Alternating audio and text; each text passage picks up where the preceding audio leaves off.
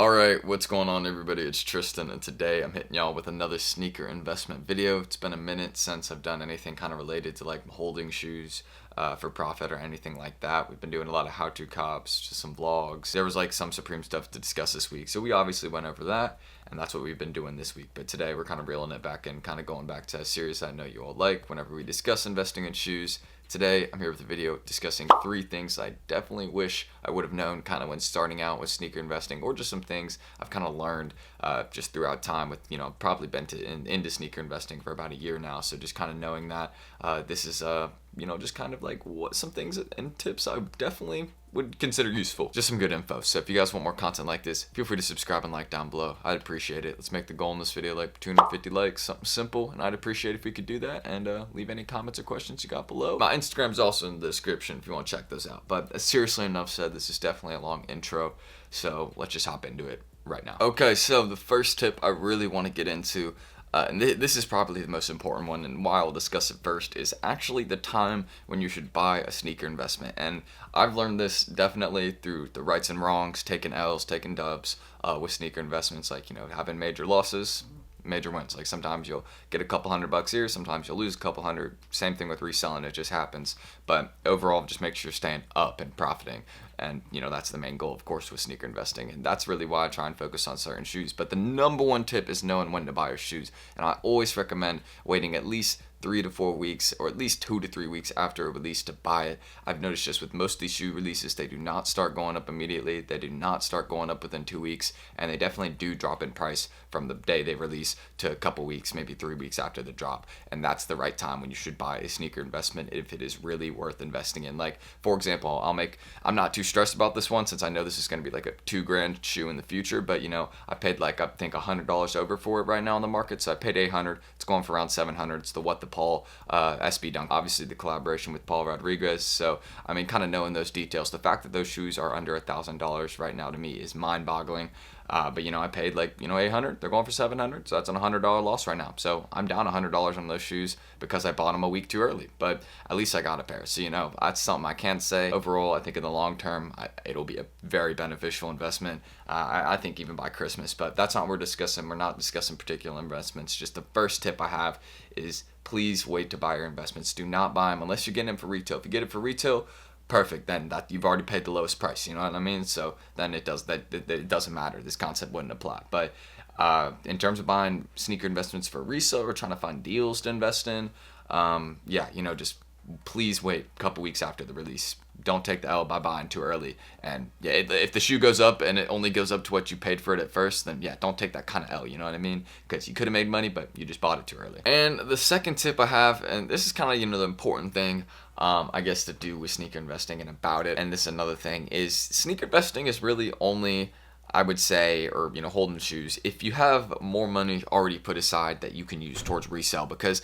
sneaker investing, I would say, is like, it's a way to make some money you just want to put aside and grow a little bit more over time. It's like stocks, but I guess a little bit more simple if you want to put it like that. But mainly, the most important thing I want to mention with sneaker investing is, unless you have the money to do it, please don't put it towards new releases and copying those. That is a very important thing. So sneaker investing, if you got like a couple grand saved already, and you already have a couple sneaker investments, good. You're on the perfect track. Just keep that money, the couple grand or whatever you got, and don't put it in the sneaker investments. Use it towards getting new releases, because once you start reselling more, then you'll start getting more money and be able to buy more sneaker investments, put more money aside. That's really what I do, and that's just another thing I wanted to mention. Maybe not directly related to sneaker investing, because we're discussing reselling a bit there, and making money off that. But just the main thing is reselling is very important.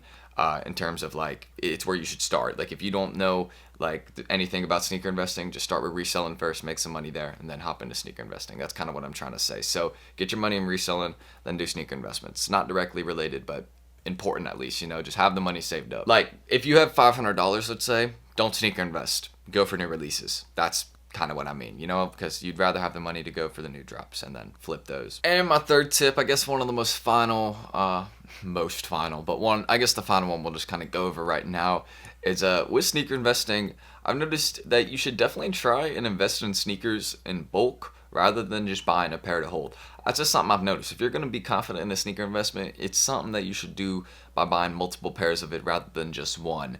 and make sure it's something that you really think is a good call. Make sure it's something you know is like very hyped. For example, the UNC4s. I just hit my mic, but yeah, I've been buying multiple pairs of these. Instead of having a bunch of single pairs out now, I have multiple pairs of the same shoe in my sneaker investment collection. Like, I got plenty of these.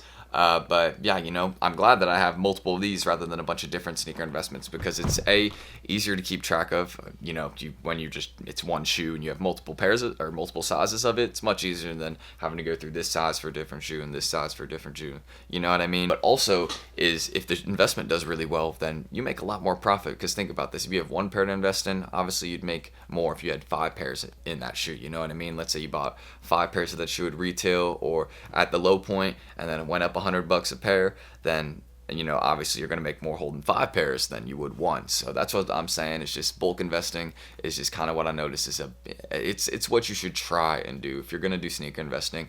Maybe you can just have a bunch of single pairs here and there out there. It's totally perfectly fine method. Trust me, I did it and it was very, very profitable. I made a ton of money holding a bunch of different pairs I had gotten for retail. So if that's what you're doing, if you're just holding pairs you always get for retail, then sure, there's never a problem with that. Hold a retail pair, just do it for fun. You know what I mean? There's no point. You're not gonna lose money if it's a good release.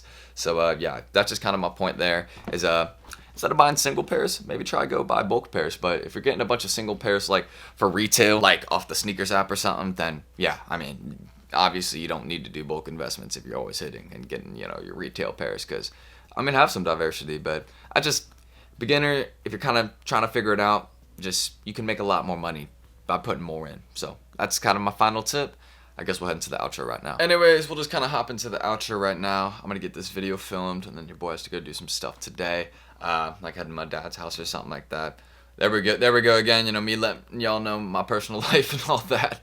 But yeah, if you want to check my Instagrams, any of that down below, feel free. They're in the description, and of course you can subscribe and like for more videos just like this one. Let's make the goal in this video like 250 likes, something simple. And yeah, I'll keep posting. We're going to keep the streak going. We're not stopping. That's why I'm posting this video here today. I'm going to make sure I get you all right with a good video very soon. I have so many shoes coming in the mail, so I know that a lot of dope unboxings, a lot of dope vlogs, and just y'all are going to see what we've been doing reselling wise. I'm very happy to show you all the progress. And down the line too, very soon, we got that $500.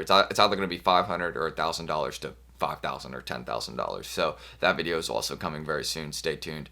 It's it's kind of a challenge I'm giving to myself. I've done it before, so let's do it again and put it on video this time. So I love you all. Thank you guys for watching. As always, I appreciate your support. Road to 50K. Once we get to 50K, let me know what y'all want me to give away. Obviously not unreasonable. I'm not like Bill Gates, but for sure. We out. Peace.